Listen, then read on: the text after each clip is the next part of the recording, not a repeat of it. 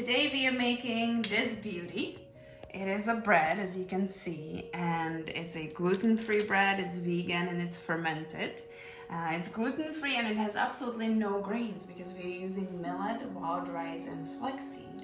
So those three are seeds, although they act almost like a grain. And I'm going to pre-warn you, this recipe, although it's super simple, it only has 4 ingredients.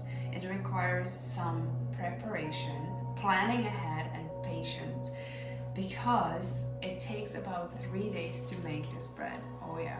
But most of the time you don't actually have to do anything. You'll just let nature do its thing. But plan ahead and then just be patient as the process of the fermentation takes place. We'll take you step by step on how to make this bread.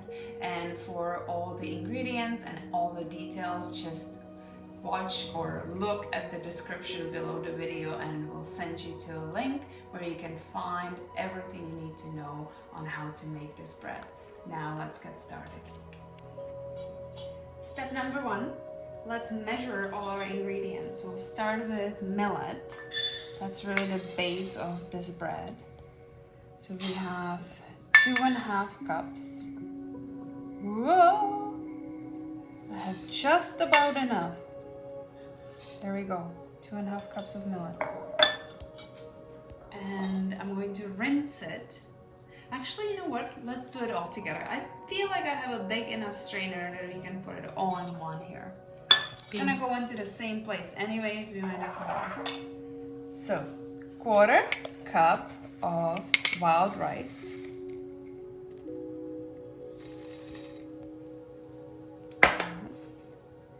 And 1/4 cup of flax seeds. Now you could replace flax seeds with chia seeds if you really wanted to. There we go. See, it fit perfectly. We'll go over to the sink and give it a nice rinse.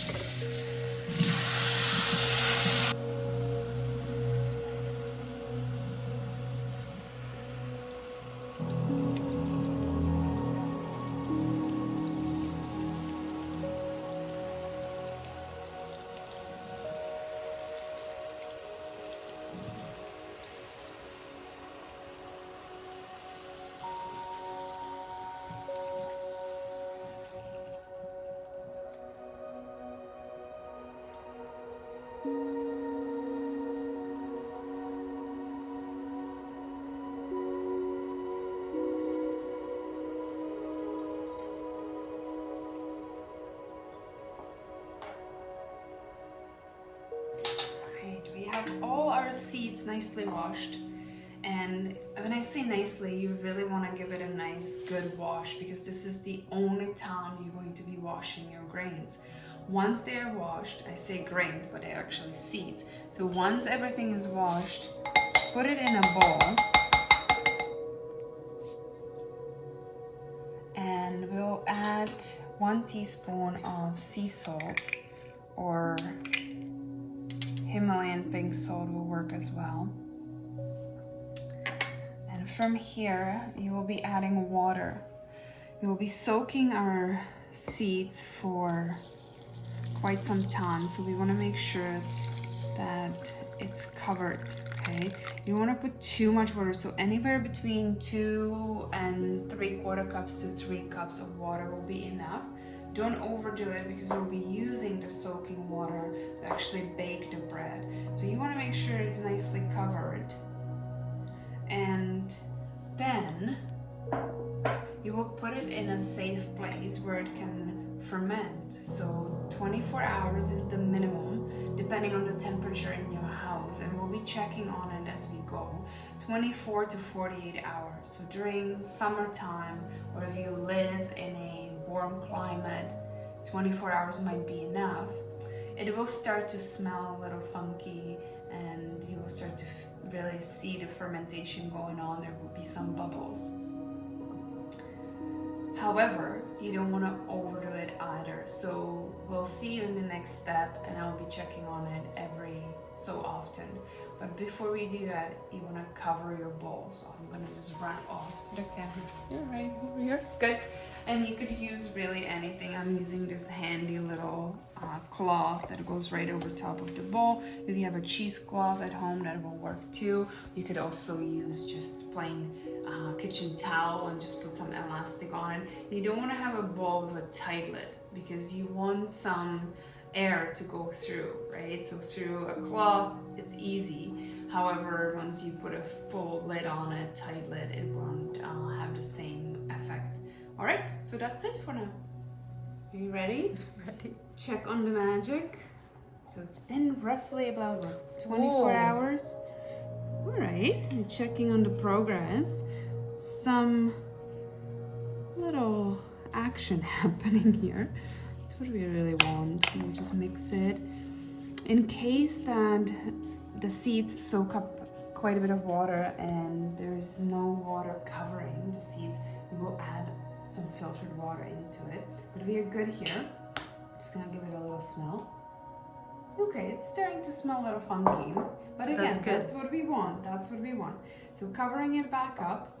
And something I didn't mention yesterday is when you're storing it, store it away from direct sunlight. So pantry would be ideal, but again, you want some airflow going through it. So you're just storing it in a separate room on a shelf, no sunlight or no direct sunlight. And we'll store it for another 24 hours. So we'll see you tomorrow. I have a question. Okay. So cupboard could be an option? Cupboard could be an option. Well, most cupboards still allow airflow, right? So that's kind of what you want. But one thing you don't want to do is put it above your stove. You know, some people have cupboards above the stove. There would be way too much heat going into it. So, you know, somewhere away from the sunlight and direct heat. And second question. Okay. When you're mixing it on this day, you're using a wooden or some other type of spoon, not metal? That's a good question. So there is this whole idea that metal will affect the fermentation process. I've never actually experienced it myself, but I also never use metal utensils for it. So yes, you would be safer with wood or plastic or bamboo or something like that. Welcome back. It's been 24 hours since we saw each other last, and 48 hours since we started soaking our little mixture for bread. Ooh, all right. Yeah, it's definitely starting to look funky. Okay, so the first thing is to smell it. Make sure that it's not too funky. It smells just fine. So what you're looking for is like a slightly sour taste, smell, I should say. That's what really we're after. And if that's what you're accomplishing here, you're going to pour all the stuff, the mixture of the seeds, into the blender together with the water.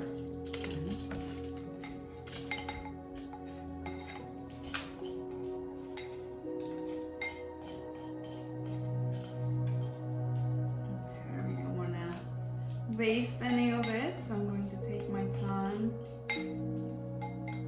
Make sure all of it is in the blender.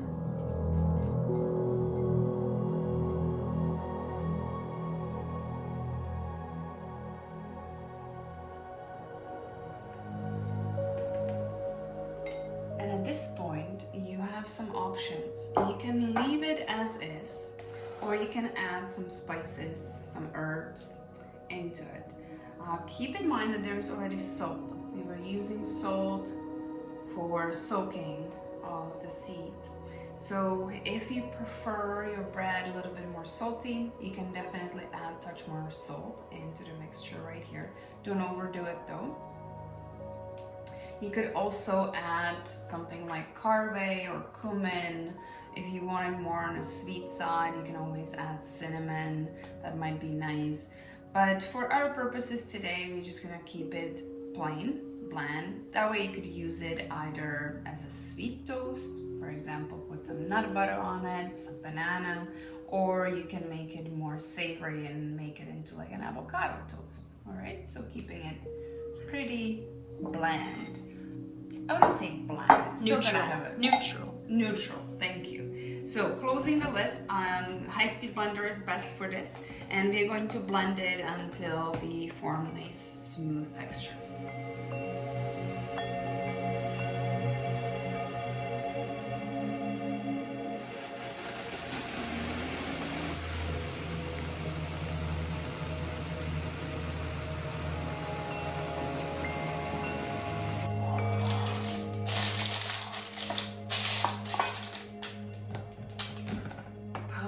A minute of blending, and you're going to end up with like this pancake batter texture.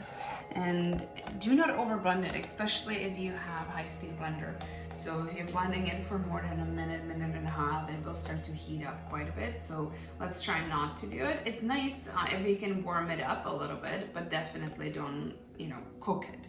And from here I have a bread loaf pan, and I'm just going to pour the batter right in.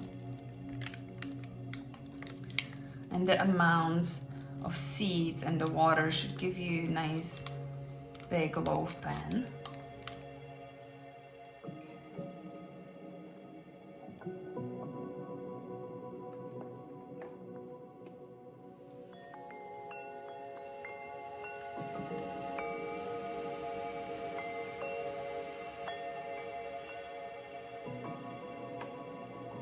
Perfect.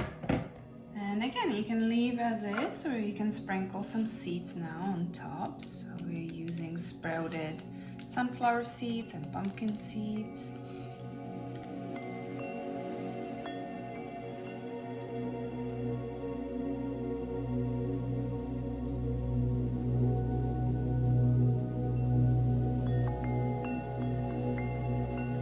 And now for the next step. We are not ready to bake this bread yet. We'll actually allow it to ferment a little bit longer. So again, it depends on the temperature in your house, the climate, the humidity. But I personally, what I do is I leave it ferment overnight. So I always plan on making the bread, starting the whole process in the evening. So that way, when the final step is being done, before the baking, I could do it overnight, so about 8 hours, okay? But if you live in a hot climate or it's during the summertime, you don't need overnight. So, sometimes even 5 hours would be enough. And I'll tell you why, because what we'll basically do with this is I'm going to put it on a baking sheet and I'm going to set it in the oven. Now, if you have a lot of heat in your house and you set it on a pan and you leave it there for too long, it will spill over and it will basically over ferment, and you're going to kill the fermentation process. So you want to keep an eye on it. But I know that right now it's winter time, it's going to be cool, it's going to be just fine to keep it in the oven overnight.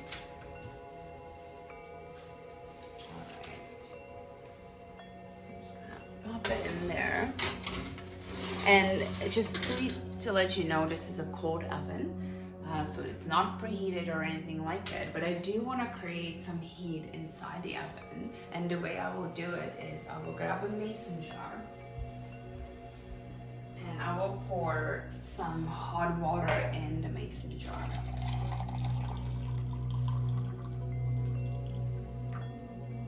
Perfect.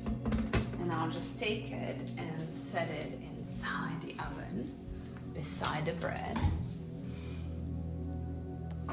Yeah, just like this. And we'll close the oven and we'll leave it there overnight, and I will see you in the morning. Good morning. Today is the day we are baking bread. The moment we've been waiting for. So first, let's take a peek at our little science experiment. There it is. Okay, so not much has changed overnight, but there's definitely a little bit more volume to the bread. So I'm going to take it out and I'm going to preheat the oven.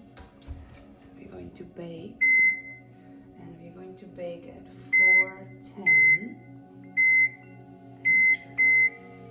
We'll just wait and preheat the oven. We always want to make sure that we're putting the bread into a hot oven because it will rise and it will stay up. Otherwise, we're going to end up with a lot of, how would I put it? Not so even texture through the bread. So let's do that. Once your oven is ready to go, pop the bread right in. Make sure it's in the center. And we'll bake it for 1 hour. And I suggest that you check on it about 45 minutes into it. Just make sure that all is looking well. If you start to see that the bread is turning brown too quickly at the top, it really depends on your oven. But if it happens, just take a parchment paper and set it on top of the bread. So that way you're not ending up with burned crust on top, unless that's how you like it. Alright, so we'll see you in about an hour. Just turn the oven off. Let's see.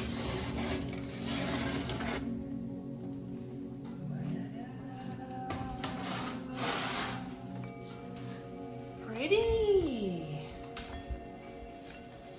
Alright, I did not end up covering it, so it's going to be nice crunchy crust. And what we'll do now is just leave it.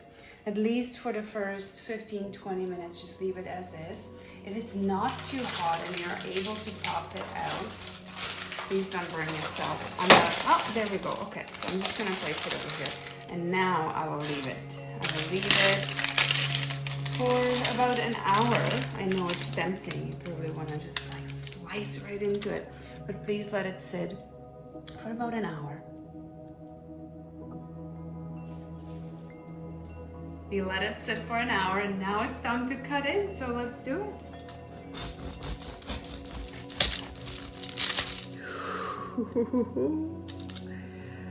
This is what we want. So nice rise on the bread and it smells amazing, a little sour. That's exactly what we were going for. So I hope you enjoyed this whole process, and please don't forget to leave a feedback with a comment below, and we'll see you soon on the next video. Bye.